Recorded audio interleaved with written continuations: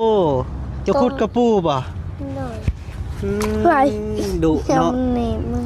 จะขุดแถวใดฮะขุดแถวน่ะขุดแถวใกล้ๆแล้วแถวไกลๆนี่แถววันเป้กินลูกเบลนั่นล่ะวะน่ะมันนำขุดเกลือแล้วเกลือแล้วน้องดำได้ไอซื้อนะกินตลอดดียังนะจะเคยกินแบบรสกินกันเจเดอร์บอกแกโดยได้มันผับแล้วมันตีมันผับเลยเด้โอ้เป็นปองพี่น้องเนาะโอ้แบบว่ามันผับเด้ตีถ้าว่ากินฮอดไม่สุกแท้ภาคบองไม่สุกแน่ไปภาคบองมีFCไปไม่สุกลูกกินฮอดเด้อกินฮอดแห้งกินฮอดแห้งโดยมึงนาลูกสิไปหาแม่เด้อโดย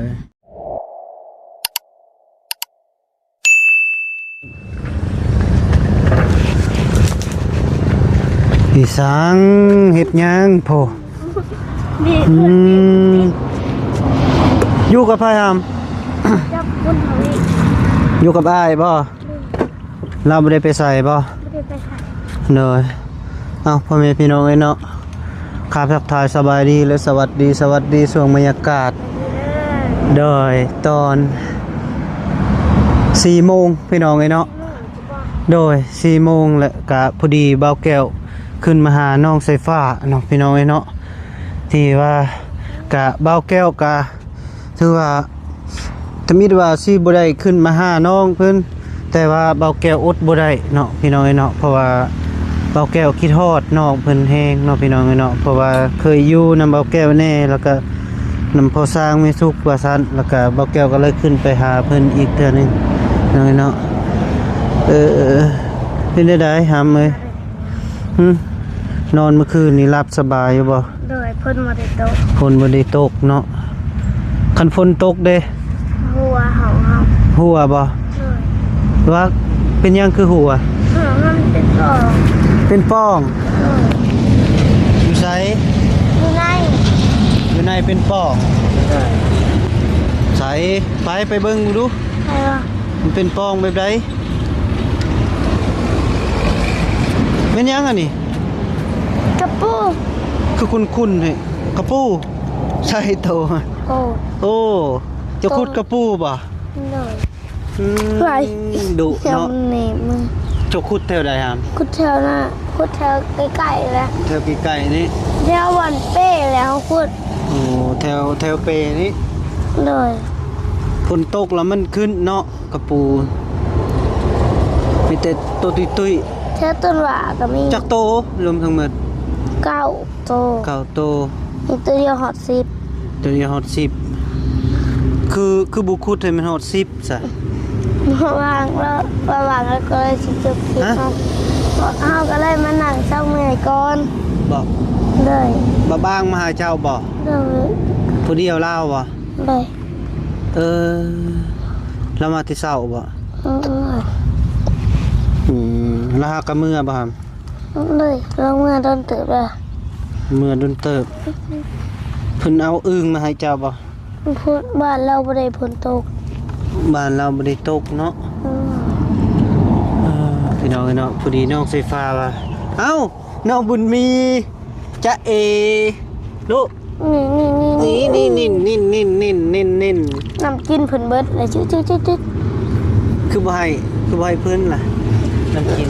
อันนี้เพิ่นดมแล้วเพิ่นดมแล้วเอากินลูกแบบนั้นล่ะว่ะน้ำขุดเกลือละเกลือเพิ่นละบ่เกลือแล้วน้องดำเกลือแล้วน้องดำก็เกลือแล้วบนใดจะว่าเป็นฟองนะครับอยู่ห้องอยู่ในป่ะเป็นยังไงทำเอ้ยเช้านี้นะยินข่าวว่าแม่สุกนะตื่นขึ้นมาละทำให้เจ้าแล้วพอดีนั่งให้ตอนพื้นนั้นนึ่งข้าวนะใต้ต้นพื้นอยู่พอดีกะพื้นก็เลยวุ่นวายแล้วก็อุ่นไหวน้ำพอสร้างได้นะเพิ่นกินฮอดเจ้าแหงแล้วก็นั่งให้ พ ค่อยว่าไผเอิ้น หมอต่อแล้วก็เอื้อยเพิ่น อ๋อ เอิ้น แล้วก็พอดีเพิ่นก็ไปเบิ่งน้องเจ้าน่ะเกิดละใดหำ โดยเฮาเบิ่งแล้วคลิป คลิปไผ คลิปเบาแก้ว คลิปเบาแก้ว คลิปเจ้าเอง เบิ่งแล้วบ่ 1 คือ 1เด้อ FC เฮาส่งมาให้ อ๋อ FC เฮาส่งเสียงมาบอกเฮาว่าแม่สุกจะบ่สร้างได้ลูกเลยเด้อ ไปลูก ได้ลู ไป ก เบิ่งลูก แล้วว่าได้ลูกเลยเฮาก็เลยเข้าไปเบิ่ง โอ้ FC ทางไหนอะน่ะส่งมา ทางไทย คนไทยเพิ่นเห็นเนาะเพราะว่าก็เจ้าดีใจบ่ได้น้อง ได้ ดีใจ บัดอนาบัดสิไปผู้แคนเอาเจ้าจึงไปเด้อหำเด้ออาสิพาไปดอกเพราะว่าจะไปเบิ่งเป็นตาแพงเนาะตุปุอยู่เป็นตาแพงอยู่ก็จักเพิ่นสิให้หรือบ่ยังบ่ฮู้แต่ว่าเรื่องเว้านี่ก็ตกแตกแล้วนะมีแต่หามื้อหายามล่ะสิไปเอาบัดนี้นะไปผูกแคนก็อ้ายตั้งชื่อให้ละได้ เสียง ชื่อ FC ม่วนบ่ เลย พอดีเนาะน้องไซฟ้า FC ว้าคักแหละโอ้หน้าทั้งดังคมได้เพิ่นน่ะงามคือเจ้าเลยนี่ใหญ่มาเจ้าไปอุ้มเพิ่นเด้อไปเอาขนมฮัม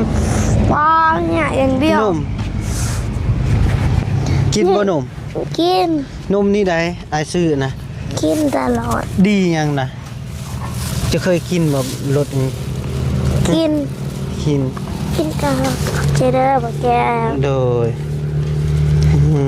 เบิ่งเป็นยังติดเนี่ย คิดตุ่มเด้ผมยาวแล้วเฮ็ดจะได้เป็นนี่ นะ ผมยาวแหละ ผมยาวนี่แต่อันน่ะมีมื้ออื่นมื้อฮื้อแล้วอายขึ้นไปแล้วก็อายสิพาไปตัดเด้อ แต่ที่หลงไม่ได้อีฟังโฮก็มีหัก พังโงก็มีบ่ นี้ พอ มีหั่นนะ ตาย ที่ลุงเห็นก็มีหันหนึง โอ้ดงเห็น2-3หานพุ่นใดบ่ละหานหนึง ที่ลุงเห็นน่ะเด้มีอยู่เขาเห็นหันเดียว เห็นอันเดียว หันหนึ่งมันเข้าไปอยู่พุ่นอยู่บน บ่ ตัวบนจอรถไทยก็มีหันหนึ่งอยู่อะหันแต่ทม เจ้าเห็นละหมวกกันน็อกอายนะงามบ่ ไม่ใช่เด้อ จีได้แล้วตัวมือนั่นน่ะ ฮะ หมวกอันเก่าตัวมือเอาขี่รถจะเจาะมือนั่นน่ะแล้วจะไปส่งเพื่อนบ่ อยู่เฮือนและปะอยู่เฮือน อันนี้ก็อายก็สิซื้อก็สิให้เอื้อยเจ้าใส่ตัวเก่าอายสิเอามาใส่ อ้าวตัวเก่าตัวไหน เอาตัวเจ้าใส่มื้อนั้นดิตัวเก่าแหละ ตัวไหนเอาใส่ เอาตัวอายใส่อะเด้มื้อจะเอาไปอันนี้ตัวใหม่นี่หาก็ซื้อมื้อวานนี้ เฮ้ย มื้อวานมื้อซื่นนี่แหละ เลย อายไปซีโน เมื่อวานนี้จะไปซิโน มื้อซื่น เมื่อวานนี้เด้ มื้อวานนี่บ่ โดดเมื่อวานนี้เฮาก็มาผีเลยเด้เมื่อวานนี้จะไปซิโน มื้อซื่น เอ้ยเนาะลืมว้าย วานนี้เฮามาพี่เว้าไปตัวใดจะว่าน่ะเป็นปองนะครับไป หมอมันนอนลิ้นอยู่ ไปนอน มั นี่ ทวี เอา มันกำลังเข้าไปหาตีปั๊มเขาอยู่นี่ เอาเนาะไปเกี่ยวหยังกับเรานอนลิ้นก็นอนลิ้นล่ะ นอนลิเก็บได้ อืม เหนื่อยน้ำก็พอแล้วเอาไงเอ้ยตื่นได้แล้ว ตื่นได้แล้ว นอนลิ้นเกมบ่น่ะ หยุดก่อน โอ้โตคือเสียงดังเลยใช่เป็นปอง โอ้แม่นี่เลยเนาะโอ้เป็นปองนี่เลยเนาะ เฮ้ย หัวบ่จะว่าหัวเนาะ หัวมันตก คนตกนะหัวได้เนาะ น้ำเต็มเลยเหือนเฮาคือมันตกเปิดคืนน่ะ บ่ เต็มเลยเตียงหอดเลยเตียง โอ้ว่านี่บ่ได้เบิ่งเนาะโอ้เพราะว่าสังกะสี ห นี่ วาน มัน เดียวมาติงหวานนี่ สังกะสีไหม้บ่ตัวสังกะสีเก่าติ ซึ่งก็สีเดิน สังกะสี มั เก่าน มันบอกพ่อ เด้อ มันได้มันผับแล้วมันตีมันผับเลย เด้โอ้เป็นปองพี่น้องเนาะหัว แบบว่ามันพับเด้งตีหวานปึ้งลมพายุเข้าแล้วก็เป็นป่องบ่ได้เบิ่งเมื่อวานนี่ก็ได้ เมื่อวาน มีแต่เอาสกอตตัวเล็กขึ้นไปติดนะครับอาจสิแกะไข่เด้อมื้ออื่นนี่แหละเนาะ เลย โอ้อย่าพาเว้าเด้อเฮ้ยมื้อนี้ยันพ่นลงบ่จัก จะลงกับพ่อ มื้อนั้นที่แน่ที่เจ้าบ่อยู่กับเจ้าอยู่จันอย่านั่งให้ซะดอก เขานอนยังไม่ได้พูดเหมือนจับ เนาะสบายดีเด้อพ่อแม่พี่น้องเนาะ สวัสดี พอดีมาหาน้องเพิ่นเบาแก้วอุดบ่ได้พี่น้องเนาะคิดฮอดแฮงนี่เบาแก้วก็กำลังเดินทางมาแต่พุ่นล่ะพี่น้องเนาะแต่ไปเบิ่งน้องน้อย ก็เป็น น้อง ยั หางกะเกิด2มื้อนิดหน่อยตะปุอยู่น้องของน้องไฟฟ้า น้อง FC พี่น้องเนาะสื่อเบาแก้วตั้งให้น้อง FC ไฟฟ้า FC ต่อตัวหิงเหมาะเลยบ้านนี้ เพื่อน ออกมาแล้วได้ เพื่อนอยู่นี่ใส่ แต่ยังบ่ทันไปเอา เพื่อนอยู่นี่ใส่ พุ่นเล็กอยู่ในบ่อนเงินน้องอูน้องอีพุ่นน่ะ อีทีเข้าไปในหู นี่ คือไก่ถั่ว ยังมีไปเบิ่ง นี่คือไก่ถั่ว ไปเบิ่งก็คิดว่ายังบ่ทันเกิดซะดอกแต่ เพื่อนน้องอีก็เพื่อนน้อง นี่พอดีไปแล้วก็ ใกล้เจอ เพิ่นเกิดแล้ว เขาก็หนีนั่ง นี่นั่งเอา นั่ง โอ้ กันเลย นั่งนำกันฮะโอ้ดีใจปานยังเลยเช้านี้นะพอดีเพิ่นขึ้นตื่นมาแล้วก็เพิ่นนึ่งข้าวเลยซุมไผนึ่งข้าวแล้วก็ถามหาสนองไฟฟ้าบัดนี้นั่งให้คิดฮอดลูกชายเด้เพิ่นว่านั่งให้แล้วบัดนี้ขลุ่นเด้อยากให้พอสร้างบัดนี้ ดัง อยากให้ในได้ก็ต้องไปหาว่ะไปหาผู้อันถือพาคาทองแล้วว่ะมันเทือกได้ลูกแล้วบุจักว่ะมันเลยพาไปได้อีหลีโอ้พอดีได้ถ้าก็ได้2 มื้อเพิ่นเกิดวันที่18เดือน4 2026จงให้น้องในเด้อเขานม แต่ว่า เพิ่นสิกินอยู่ว่ะ น้อง เพิ่นสิกินนมพุ่นไหน เลย พอดีแหละเจ้าไปหับเอาแล้วก็ซื้อไอ้ปืนเลย โอ้น้องอยากตัวเดียวตัวเดียว คิดได้ได เนี่ยเฮาอยากตัวเดียว อยากยัง น้องเอา เน้อ เออ เนาะคิดยากบ่ อยากเติบได้ ยากเติบ แม่วันมีเนาะ บ่มีก็ได้น้องบัดนี้เนาะ พวกนี้อ่ะคือเห็นทิกตอกอ่ะ น้องมันมีมันเบิ่งห้ยมันนอนน้องดำกับน้องบุญมีเจ้าคิดทอดผู้ใดกลัว คือแม่มันธนาถามเฮาดิเอ้าแม่มันถามไปพวกไปอยู่อเมริกาอ่ะเอากุดมีดจะมากลับไปนำเขาบอกบ่ได้ตำรวจจับแล้วอ่ะ ตำรวจจับโอ้ยเพิ่นนี่เพิ่นให้เด้เพิ่นให้ว่าสิไปอเมริกาบัดน้องไปโอ้นั่น ส่วน พอดีขี่ยนต์ไปเนาะโอ้บุญมีไปมันก็ขี่ยนต์ไปฮอดพุ่น คือ ไปอเมริกาแห่งคิงคัด ไก่ แม่พัฒนาโทรมาหาเจ้าอยู่บ่ โอ้ตัว กินแล้วไหม่หามให้อ้ายนะอ่ะ เอาไม่เจ้านะ ไปให้อ้ายให้อ้ายกินน้ ให้เจ้ากวนนะ ำบ่เลยอ้ายบ่เอาดอก นะเอาไม่เจ้านะ บ่อ้ายใหญ่แล้วอ้ายบ่กินแล้ว กิน เจ้ากินโลด ห่อสิเก็บไว้ในนี้ เก็บไว้เอาเก็บไว้ เก็บไว้กินมาเลยจ้ะ เจ้ากินจากป้องแหละ พวกนี้ ป้องหนึง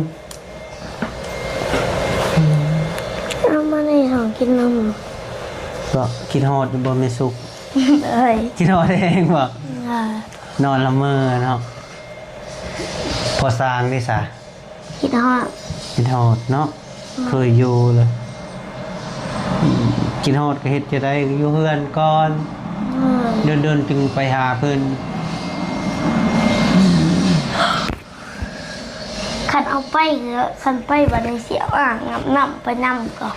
อ้าวไปเฮ็ดหยัง เอาไปลิ้นมันมีบอลปล่อยลมไปหาแล้วก็สูบใส่ บอก โดยได้ จะให้น้องเจ้าลิ้นนำบ่ พอดีแหละ ได้น้ำลิ้นเลย ได้นำลิ้นเลยมันมีบอลแป้งเนาะ เจ้าเห็นนั่นอยู่คลิปอ้ายนะเป็นตาแพงบ่น้องเจ้า เลย อยากอุ้มติ เลย อยากอุ้มน้องไฟฟ้าก็ดีใจว่าได้น้องแล้วพุ่นนะกะยังบ่ฮู้ว่ากะประมาณอีกเท่าไหร่วะกะมึงเฮือกับมื้อวันศุกร์นั่นแหละ ตาย ว่าสิไปเอา จังมื้อ อีก 2-3 มื้อนี่นะ 3 มื้อสิ แม่น3-4 มื้อแล้วสิไปเอาไปปลูกแขนเอา ไปแล้วเฮาก็มาคือเขา โอ้มาแล้วไปสิให้เจ้าอยู่ เลย มีแต่ไปเอาน้องอะไรเจ้าไป ว่าเอ้ย สิขี่รถใหญ่ได้ไป เขียนยังไป ขี่รถอันน่ะฮอนไดบางเทื่อก็ขี่วิโก้ไป พี่โก้คนไทย วิโก้อัน เออ เสี่ยวของพอสร้าง ทุกมื้อไปกินเบียร์ในเฮือนหลังนั้นน่ะ แม่น เอาพระยังบ่ทันได้ไปแห่อยู่พระอันนั้นไปแห่เลย พระตัวใด เอ้าเจ้าบ่น่ะ พระ บ่พระน้ำมาแล้วบ่พระน่ะ พระบ่ไหลนะ เออองค์ คง นั้น อ้ายไปแห่แล้วได้เจ้าบ่ไปมื้อนั้น อ้าวคงบ่ไล่เด้ยังบ่ทันได้ ยังคงบ่ไหลบัดนี้นะมื้ออื่นมาแล้วคงบ่ไหลไปแห่ เห็นอยู่เด้ เห็นบ่ เห็นบ่ไล่ลง แต่น่ะคงอ้ายตัวน่ะตัวบ่ไหลลงไปเอามื้อนั้นทวีเดอสิพาเจ้าไปนำแล้วมันแดดแล้วก็เลยบ่ได้เอาเจ้าไป ผมยาวโอ้ยอาบน้ำอยู่บ่ห่วยอาบอยู่ติหึแน่มีบ่ Ví dụ có làm thì người ฮะ ví dụ có một cái mạng mình sẽ ยังวันศุกร์พุ่นแหละ thả mạng วันศุกร์เลยสิว่าสิไปเอา อีก3 มื้อ ยัง3 มื้อ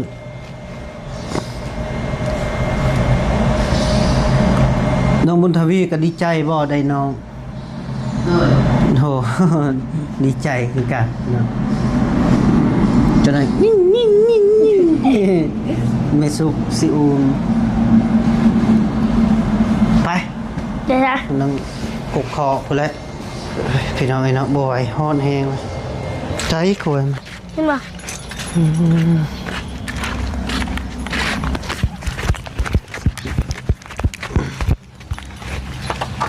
น้ำจนอ่างเนาะฝนตกมันนะ สายก็จน มันยังอยู่ไหนฮะน้ำสาดเอ้ยเอาไปตากแล้วไหมครับไอ้ทิมมาพี่ บุญทวีนี่แหละ อืม มื้อตอนเฮาไปจับจ่าเด้สาดแล้วเฮาสอกเฮาบางทีเพิ่นปลาแม่นี่เด้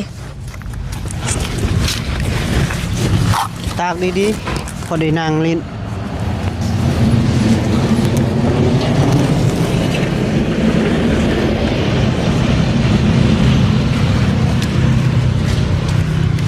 ไปนะ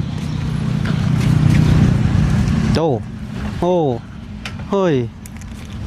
เก่งเฮ้ยขนาดเลย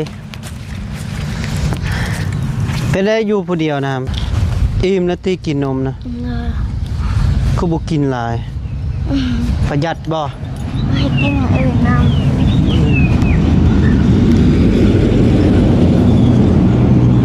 ใช่หมักคอคือบูเห็นนะ มัน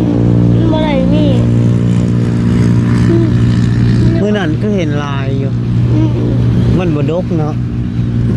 ปีมันมีอยู่แล้วเถอะมันอยู่ป้ายเพิ่นดู อืม เขาต้องขึ้นไปที่ที่คิดได้เห็นน่ะ เลย ตอนนั้นจะเห็นน้ำใบมันห่างโพด ใบมันห่างบ่ เลยใบมันสีแล้ววันนี้ ปีหน้าไปเล่นมันสิดกเนาะ ปีนี้ก็ดกก็แล้วยามหน้าจะมากินแล้วคือทางเราเห็นห่างขึ้นไปกินอาหารแล้วขึ้นไปกินในวันห่างแล้วปีกายเราอยู่ห้องห้ามาคอยที่ประเภทด้วย ถ้าจะว่าแม่เจ้าสิมาคือบ่เห็นมา บ่ได้มา อืมเราก็ตัวเนาะบ่ เรา ตัว ก็พี่น้าเอาว่ะ นะว่าปีหน้า พอห้อง โอ้แม่สุกโทรหา ตู้จักสาย โอ้ระยกโปบักใหญ่นี่ ว่า โอ้บักลายสายหนึงเราโทร ถึงเนาะสายถึงจักสาย โอ้เจ้าเบิ่ง 1 2ปลา2สาย3สาย 4สาย5สาย6สาย7สาย8 8สาย 9ปอ สายเดียวฮอด10 โอ้สำเจ้าคุดกับปูแล้วยังอีกตัวหนึงฮอต10ตัว นี่บอกได้เฮาจะไหนเขาไปเบิ่งกับเฮา เนาะ เฮาก็ได้เขาสิเจอแต่เช้านี่บ่ นี่สิเจอสะอยู่บ่ผมนะ สะอยู่ สะอยู่ บ่ได้สะดูปานใด โอ้มีพระแล้วบัดนี้เนาะ แต่โดนแล้วค่ะ ของ นี่ของ โอ้ แท้ หากะของเนี้ย ตะกี้มันเหี่ย โอ้ตะกี้มันเฮียแตก แต่ก็ใช้ได้เก้าผาเอา วิชาคมเด้ โยมีตัวนี้บวชบ่ทันเนาะเพื่อนจนเปิด ทำปลาเม็ดในบ่อนอนเนาะเนี่ยน้องมันวีเพิ่นนอนเต็งนั่นคือลวกซะ บ่แม่นแมวนอนเต็งบ่ แมวมันบ่รักขนาดนั้น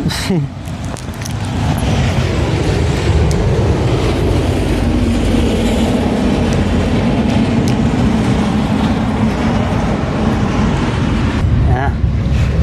นี่เบรกรถนั่นแหละตะกี้มันยานนี่ อ้าวจะใส่ยังไงนะเล็กตะปูบ่ ของแท้ ของแท้เว้ย นี่บ่นี่มันรู้สึกนี่ ของแท้แน่นอนของแท้แท้หว่า นี่นี่31 ว่าทำไอ้อยากถามนะ ยัง จิตใจเจ้านะอยากไปหาแม่สุกอยู่บ่อยากไปหาคิดฮอดเนาะเจ้าคิดฮอดแฮงอีหลีติ เลย เคยอยู่แล้วเนาะอดเอาหาเอ้ยบัดแล้วสิให้แม่สุกมายามเจ้าเด้อบัดนี้เด้อ เลย สิให้เรามายามเจ้าคิดฮอดแท้ขนาดเราก็ยังนั่งตื่นเช้ามาแล้วก็นั่งให้อยู่เราหนึ่งข้าวแล้วก็นั่งให้ถามหาเจ้าอยู่พอสร้างว่าเฮ็ดจะได้ซะเราก็เมื่อและเมื่ออยู่เฮือนเราเองและลูกชายบัดนี้เราแต่งผ้าขาว ฝากไปบอกเล่าหน่อยเด้อฮะให้เราเอารถเคนมันอยู่เคลื่อนเขาไปเคลื่อนเราก็ได้ โอ้โหเป็นนั่นบ่ เลย เออเอารถเข็นนี่นะมันสิยกได้ นึกได้ โอ้บ่ได้ดอก ยกไปเบ็ดหลังเลย มันตกด้วยค่ะ มันทางแคบด้วยซะมันสิเข้าได้บ่ ได้ สร้างว่า ให้รถเคนใหญ่นะ มีแต่ให้เล่าแล้วมันต่างเฮือนอยู่พี่ เออ เออ ให้ เนาะ เราคลายเคลื่อนแล้วนะมาตั้งอยู่พี่มันไก่นะครับมาตั้งอยู่ให้ต้นข้อก็ได้ ครับ พอดีเนาะเจ้าสิบ่ได้นอนอยู่พุ่นเจ้าสิบ่ได้นอนอยู่เฮือนเจ้าไปตินอนน้ำลาวแล้วพอดีแหละเอาน้องมาแล้ววันนี้หอมน้องแล้ว มืดได้เขาไปสิเขาสิถืออ่างน้ำไปลิ้นอยู่พุ่นอยู่นี่เขาขี้ขานสูบน้ำตอนนี้มันเมื่อยว้าเจ้าไม่ได้สูบน้ำนะลองมึงรอดเธอหนึ่งเนี่ยเหือเจ้านี่ออกเบิดเลยก้อยต้องบอกเลย โอ้ยเนาะเฮ็ดจะได้บัดนี้คันเอ้ยคันว่ามีไฟฟ้าหั่นน่ะคันไฟฟ้ามีแล้วบ่แม่นอยากขี้โม้ดอกอ้ายก็เห็นเจ้าลำบากคือกันก็คือว่าอ้ายก็ลำบากคือกันแต่ว่าก็เห็นเจ้าลำบากมื้อนี้นะคันถ้าว่ามีไฟฟ้าเนาะอ้ายก็สิซื้อใดให้เจ้าซะไปอีหลีเพราะว่าเจ้าสูบนี่ก็ความลำบากบ่แม่นธรรมดาเพราะว่าบ่มีทุนอ้ายก็สิออกให้อะนะก็ตามเงินเดือนอ้ายนี่แหละเว้าอีหลีทาง FC ก็ได้เพราะว่าก็ไอ้ต้นน้องมันเพื่อสิสูบได้ คู่หนึ่งก็บ่แม่นง่าย ได้จุ่มก็900,000ได้จุ่ม 900,000หั่นแหละก็พอซื้อแล้ว900,000นะ อืม มีพันปลาย อีก10อีกเส้นเดียวฮอดล้านหนึ่ง แม่น ก็เลย ซื้อ แก่ สาย ฮอด ซื้อ ล้าน มา ซะอีกเลยเดียวเลย แบบนี้บ่ไหวติเนาะ ผู้สร้างบ่2ล้านบ่ได้นะ 2ล้านบ่ โดยเราซื้อได้เราซื้อทอเลยเงินไอ้พัดไส้เอาให้ละน้ำแล้วก็เงินเอาไปให้ละมื้อนั้นล้านหนึง อืม เงินแม่มันธนาผากมาให้เราก็เลยเอาไปให้เราก่อเฮือน กับเงินอายเอาให้เด้ก็ล้านหนึง เราก็ได้4ล้าน 4ล้านบัดนี้เราซื้อกินนี่เด้ นี่เบิดเราบุญ บุญเบิดแล้ว เบิดเมื่อวานนี้ แม่นเจ้าบ่ได้ไปซัก มือแท้เฮาบ่ได้หมอนครับ บ่ได้หมู่ เฮาซื้อมานำมือเฮา คันบ่มีสภาพอยู่พี่ก็ ได้ลิ้นอยู่ ถ้ามีหมูเฮาอยู่คนนึง อยู่ไสหมู่เจ้า บ่ก็ใหญ่มันอยู่นะฮะ โอ้ ซ้ำเฮานี่แหละเฮามัน9ปีเฮา10ปีเฮาหรือมันปีหนึง บ่ เด้อ เจ้าเห็นแท้ แท้ อืม แล้ว